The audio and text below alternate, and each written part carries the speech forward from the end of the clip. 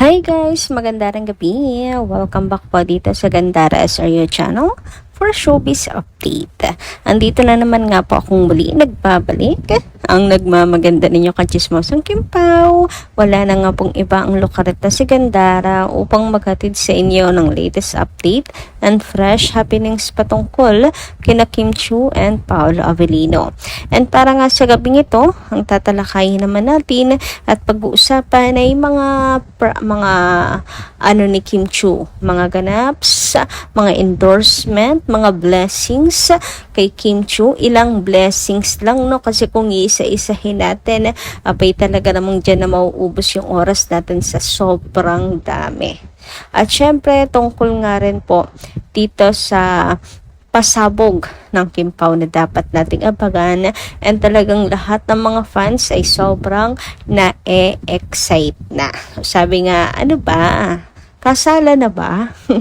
Pero bago po yan, sa mga di pa nakaka-subscribe sa ating channel, pakiclick lang po tayo ng subscribe button at notification bell na nariyan sa baba para mag-updated po kayo at ma-notify tuwing may bago tayong chika at balita hinggil sa Kim Pao. Basta mga balita na may kinalaman po kina Kim, kina Paolo, sagot na po natin yan. And bilang panimula, ito unahin natin ang mga endorsement ni Kim Chiu na San Tambak. Grabe naman po. Thank you so much sa mga advertisers na nagtitiwala kay Kim. Talagang grabe dami nagtitiwala kay Kim Chiu. Pinag-aagawan buong katawan niya. Mapabuhok, katikili-kili siguro pag-aagawan na rin po kay Kim Chiu. Looking forward nga po mga fans na sana toothpaste naman silang dalawa ni Pao, kasi sobrang ganda ng kanilang mga ngipin nilang dalawa ni Paolo. Pati nga po ngipin nila, panag-smile sila parehas, may chemistry nga din eh. So eto na nga, pinag-aagawan talaga si Kim Chiu ng mga advertisers. So eto yung ilan pa lang po ito. Speaking of blessings, nasa endorsement pa lang tayo ni Kim. Kung blessings, San Tambak, meron diyang awards. Of course, yung project ngayong taon. And may mga event pa yan siya, di ba? Tapos, yung mga pang-araw-araw niyang hostings, Monday to Sunday, talaga. So, hindi lang araw-araw si Kim Chiu may trabaho, oras-oras din at the same time. So, eto nga yung mga brand, Chowking, Hyundai, Brilliant Skin Beauty, Ang Bilis, Orochina, Berocca, Garnier, H&M, Hair Fix, Unisilver, Cherry Movie Electronics, Royal, GSK, Bello Medical, Medica, Super Q,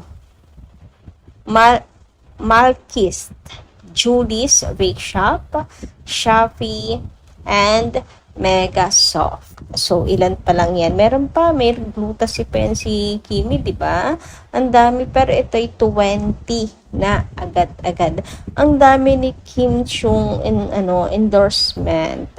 Pero kulang pa, wala pa nga dito yung Tanduay. Di ba? Yung malalaking wala pa yung Tanduay. Pero inyo yun, sobrang dami. And kulang pa to. 20 na yan, ha? 20 endorsement na yan. And hindi pa kompleto lahat-lahat. So, grabe nga naman yon. Congratulations, Kim Chiu. At, ayan, endorser. Kaya naman maraming salamat sa nagtitiwala po na advertisers kay Kim B. Grabe, San Tambak na blessings. Grabe, may market talaga. Naalala ko na naman yung sinabi ng Kim, ng Showtime family kay Kim, na nung shinare niya na kay Kim pala nga daw nagsimula yung photocard kasi binibenta ng kapatid niya yung picture niya dati. Ay nako, alam ko yung iba dahil may seniors dito niyang papalag, baka makulab, etc. May nabasa rin akong ganyan eh. But anyway, yun yung naging karanasan ni Kim Chiu to survive din sa pag-aaral and all, ganyan. So, binibenta yung pictures niya sa mga may crush sa kanya. Sa panahon ngayon, medyo delikado na yan. Pangit na. Pero, yes, dagdaan si na Kim sa strategy na yon kasi business-minded tong kuya niya. Tapos, biruin nyo, magkano lang yung dati? 250? Yung mukha ni Kim, pero ngayon, milyones na yung mukha pa lang ni Kim Chiu. Di ba? Mukha pa lang yan ni Kim. Milyones na talaga ang talent fee ngayon ni Kim Chiu, pinag-aagawan. So, dati, 250, 250. Iba na talaga. Ang layo na ng narating ni Kim. And rin naman, deserve yun ni Kim Chiu kasi sa sobra din yung tiyaga talaga niya. And alam nyo, hanggang ngayon nga hanggang ngayon, nasikat na si Kim Chiu, grabe yung tiyaga niya sa buhay. Walang kapaguran sa pagtatrabaho. Sige, kayod. Sabay-sabay, 'di ba? So, pero wag ka, may time pa yan mag-workout. 'Di ba? Yung tipong paano na siya, papunta na ng Cebu for taping. Bago habang bumibiyahe, nagbebenta ng bag o san ka pa, 'di ba? Doble kayod talaga si Kim Chiu. Anyway, dumako naman nga tayo dito sa ngayon, pa-hashtag bukod sa Kim Chiu Tanduay, eto naman po, ang Kim Pao Save the Date. Uy, grabe naman sa Kim Pao Save the Date. Sabi nga dito, anong meron sa tag? Kasalan na ba? Hihihi. Kim Pao Save the Date. Hashtag Kim Pao. Hashtag Kim Chiu and Paula Avellino. Hashtag Kim Chiu Journey. So, sa October 1 nga po kasi ay mayroon pong pasabog. Ano kaya to? Sana naman po ay huwag mo nang bumiyahe sila Kim kasi 'di ba parang masama po ang panahon at magkakaroon ng bagyo ng 3 and 4. October 1 yon. Sana hindi pagbiyahe, sana ipag-play lamang po siya ng trailer. Yan. Isa yun sa inaabangan ko talaga sa October 1, kung ano ba talaga yan. Pero ang kutob ko nga kasi is trailer to ng The Alibay. Pero tingnan pa rin natin. And grabe naman nga sa Pakimpaw Save the Date, lakas makakasala na. Ay bongga, sabi nga dito makakakain na ba ako ng lechon de Cebu? Yes! Kuya, ang kulit ng mga ng mga tweet sex ngayon. Try nyo kayong bumisita.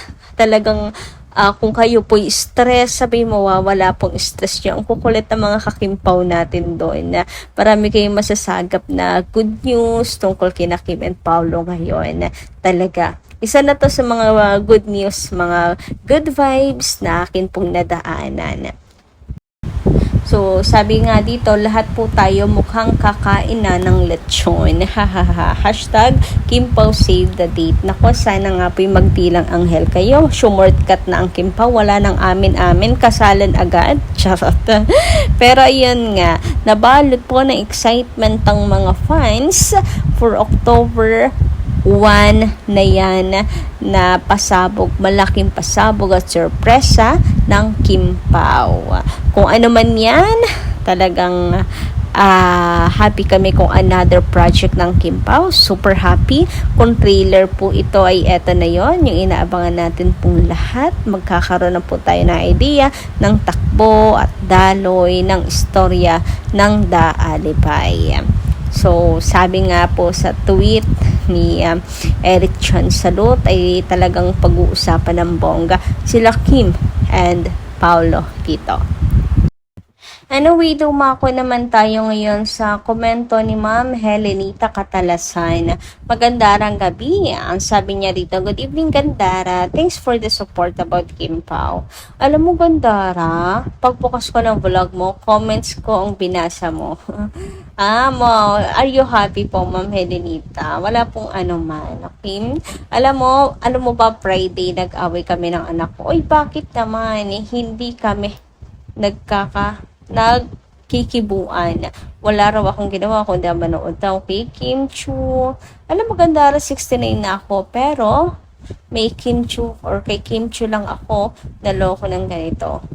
Wala akong pakialam sa anak ko, basta Kim Pao lang ako. God bless you, Gandara, and God bless to Kim Pao pa from Paris, France. Ingat kayo sa Baguio. Ay, grabe naman, Ma'am Helenita, so sad naman po for that news. Pero wag naman po sa walang pakialam na sa anak, ano? Siguro po ay inaano lang rin, minomonitor lang din yung health niyo. Baka naman kasi masyado na kayo nakababad. Mag-schedule na lang po kayo ng halimbawa 2 hours sa panonood, stop na. Yung ganon, pa rin maintain pa rin. Balance pa rin. Di kayo nag-aaway. Siyempre, yung relationship natin sa pamilya natin dapat maayos. So, naniniwala ako na it's for your own good, Ma'am Helenita, kadalasan. So, maikli lang naman yung mga update natin, ano. And, ayun lang. Pero, ayun, hope din, for sure naman susuportahan nila kayo sa kaligayahan nyo if meron ngang tamang pagbalanse. So, yun lang yung masasabi ko po, Ma'am Helenita. And good night. Hanggang dito lang muna guys ating update. Thank you so much po sa pakikinig. Kita-kits muli sa susunod nating chika.